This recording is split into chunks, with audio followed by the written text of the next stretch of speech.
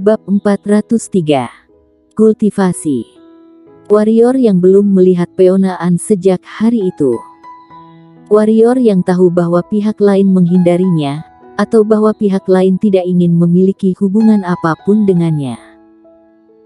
Dalam hal ini, warrior yang memiliki beberapa ketidaknyamanan di hatinya, tetapi dia juga menghormati pilihan pihak lain. Namun, tidak baik baginya untuk terus tinggal di keluargaan, sebaliknya dia meninggalkan keluargaan. Setelah meninggalkan rumahnya, warrior yang datang ke ruang terbuka lebih dari 1000 mil selatan kota kuno. Di depannya, ada lubang gelap besar. "Clara, apakah kamu yakin itu ada di sini?" Warrior yang bertanya dengan suara yang dalam. Setelah kata-kata warrior yang jatuh, Suryadi Ye muncul dengan aneh di belakang warrior yang dan mengatakan, "Ya, Desi Nangong dan Warner Lee sudah mati di sini, karena lubang yang dalam ini disebabkan oleh awan biru dan listrik ungu. Sayang sekali, dua jenius itu menghilang begitu saja." Warrior yang menggelengkan kepalanya, dan berkata, dengan dua kekuatannya, bahkan jika mereka tidak dapat menandingi Bravo, tetapi mereka masih dapat melarikan diri. Aku kira itu karena mereka terlalu meremehkan musuh sehingga baru dibunuh di tempat oleh Bravo. Jika tidak, jika mereka berdua memilih untuk mundur, maka Bravo setidaknya akan membiarkan satu orang untuk hidup. Berbicara tentang ini, warrior yang menoleh untuk melihat Suryadi Ye, dan berkata, "Suryadi, aku tahu kamu, dan saudara-saudara lainnya semua sombong, tetapi ingat, ketika menghadapi musuh, kamu harus menganggapnya serius. Orang mati karena kecerobohan dan meremehkan orang lain, apa kamu mengerti?" Melihat warrior yang serius, Suryadi Ye bukan wajah tersenyum, melainkan mengangguk dengan sungguh-sungguh dan berkata, "Master Pedang, jangan khawatir, saudara-saudara dan aku tidak akan meremehkan musuh. Kamu tahu, kami sama denganmu, memiliki darah dan kebencian yang dalam."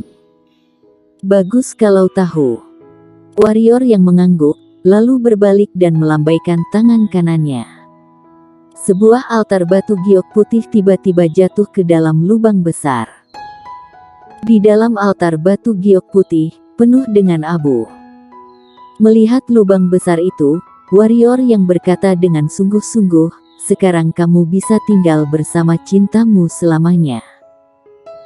Aku harap kamu tidak akan jatuh cinta dengan seseorang yang tidak mencintaimu di kehidupan selanjutnya." Berdiri diam di tempat untuk waktu yang lama, warrior yang menoleh untuk melihat Suryadi Ye, dan berkata, "Bagaimana dengan peringkat Qianlong ini?"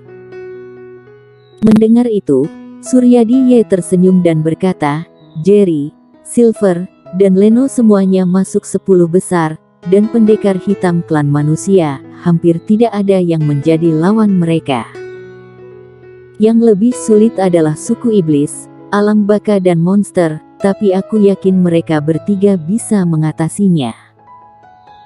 Warrior yang mengangguk, dan berkata, "Apakah saudara yang dikirim kembali ke wilayah selatan untuk menanyakan tentang situasi di wilayah selatan sudah kembali?" Mendengar itu, wajah Suryadi Ye menjadi serius, dan berkata, "Master Pedang, kali ini kami kembali, takutnya sangat berbahaya. Menurut mata-mata kami, Istana Bunga, ada sekte hantu. Setelah sekte hantu dan Partai Yuan mengetahui bahwa kamu mendapat berita peringkat Qianlong, sejumlah besar master meninggalkan sekte dan tujuan mereka tidak diketahui. Semua master itu adalah alam spiritual, dan di antara mereka, sangat mungkin ada master alam bangsawan." "Master alam bangsawan." Warrior yang menyipitkan matanya sebentar, dan bertanya, "Bagaimana dengan sekte pedang?" "Sekte pedang tidak berubah untuk saat ini." Suryadi Ye berkata, "Meskipun sekte pedang tidak berubah, tetapi Master Pedang, kali ini kita benar-benar harus berhati-hati. Karena aku telah menerima kabar bahwa organisasi 5 pembunuh telah mengirim seorang pembunuh untuk menghentikan kami di tengah jalan. Tampaknya hubungan kami dengan kamu telah diketahui oleh organisasi 5 pembunuh. Ya sudah, biarkan saja. Warrior yang berkata dengan sungguh-sungguh, lagi pula, aku tidak pernah berpikir aku bisa membohongi organisasi misterius ini. Berapa banyak saudara yang kita miliki sekarang? 105.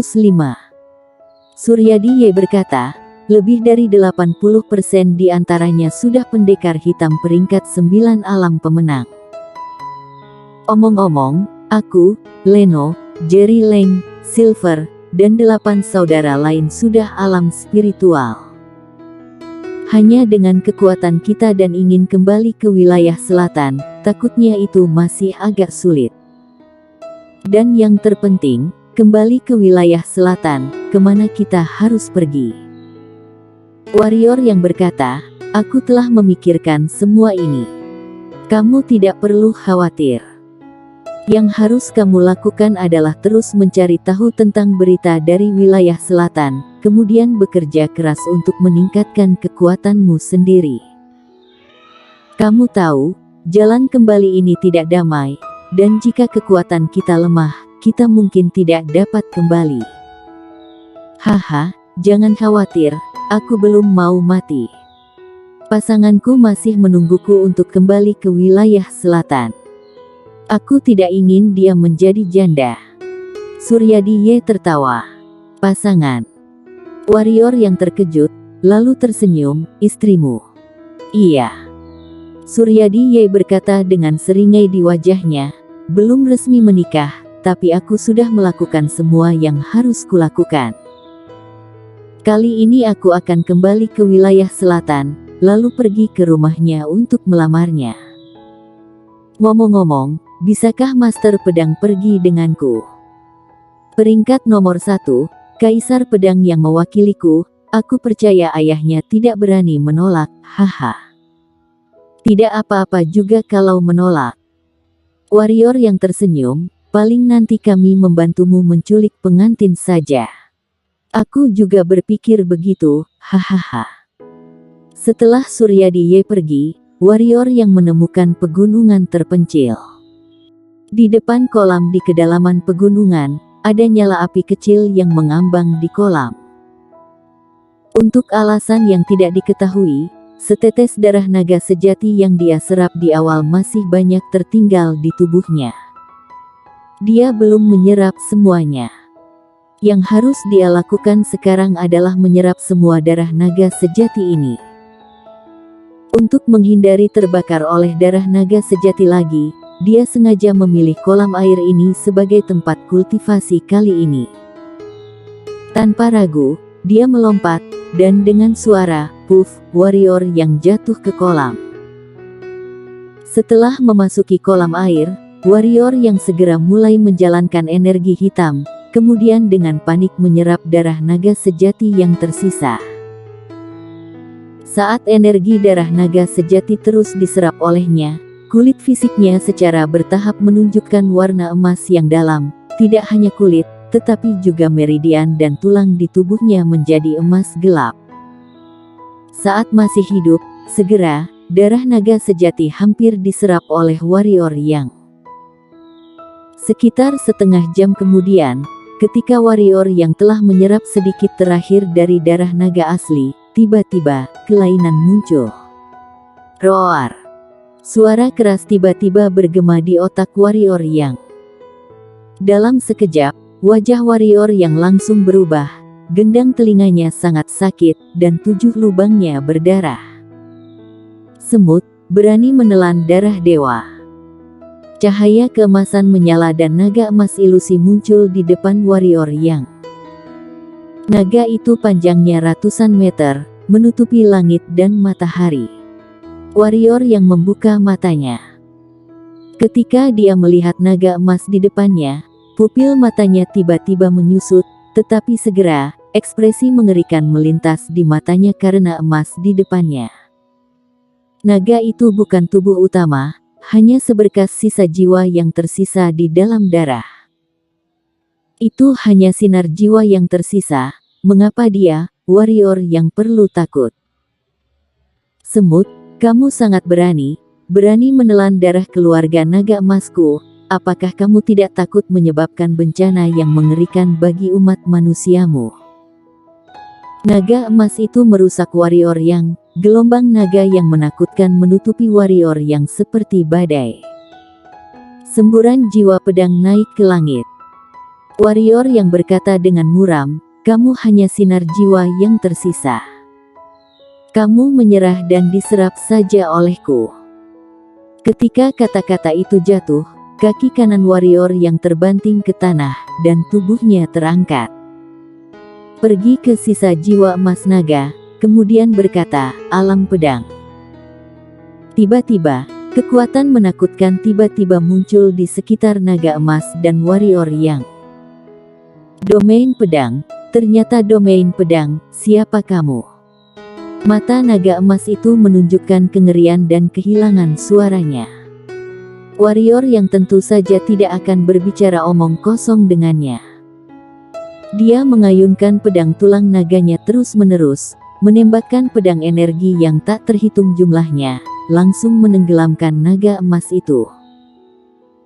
Jika energi pedang biasa, mungkin tidak ada gunanya melawan naga emas, tetapi saat ini, di bawah berkah medan pedang, kekuatan energi pedang tidak tahu meningkat berapa kali. Ah, manusia, tidak peduli siapa kamu, klan naga emasku akan menghancurkanmu sehingga kamu tidak akan hidup lagi selamanya. Dengan teriakan naga emas, hantu naga emas itu tiba-tiba bubar. Warrior yang sangat gembira, dan tanpa ragu-ragu, menyedot energi ke dalam tubuhnya. Sekitar 1 jam kemudian, warrior yang membuka matanya, mengepalkan tangan kanannya, berteriak, dan menghantam kolam di bawah. Angin sepoi-sepoi menyapu dan datang ke kolam air dalam sekejap. Dalam sekejap, dengan ledakan keras, kolom air besar seperti tubuh naga naik ke langit, mencapai ketinggian beberapa puluh kaki. Melihat adegan ini, warrior yang sangat gembira. Sekarang dia memiliki pukulan dengan setidaknya 10.000 kati, 10.000 kati, bahkan siluman monster level spirit puncak juga tidak ada. Sekarang kekuatan fisiknya benar-benar melebihi Kelvin Mo dan Bravo. Sepertinya aku sudah memiliki kekuatan naga asli. Jika tidak, bahkan jika menyerap energi darah naga asli, aku akan dapat memiliki paling banyak 7.000 kati. Kekuatan 10.000 kati, takutnya bahkan beberapa master alam bangsawan tidak sekuat milikku, kan?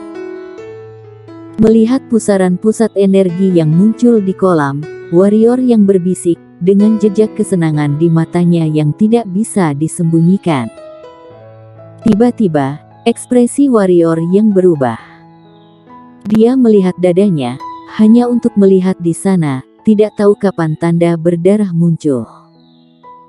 Melihat tanda ini, alis warrior yang tiba-tiba terkerut, diam-diam mengatakan bahwa semua ini tidak baik. Bersambung.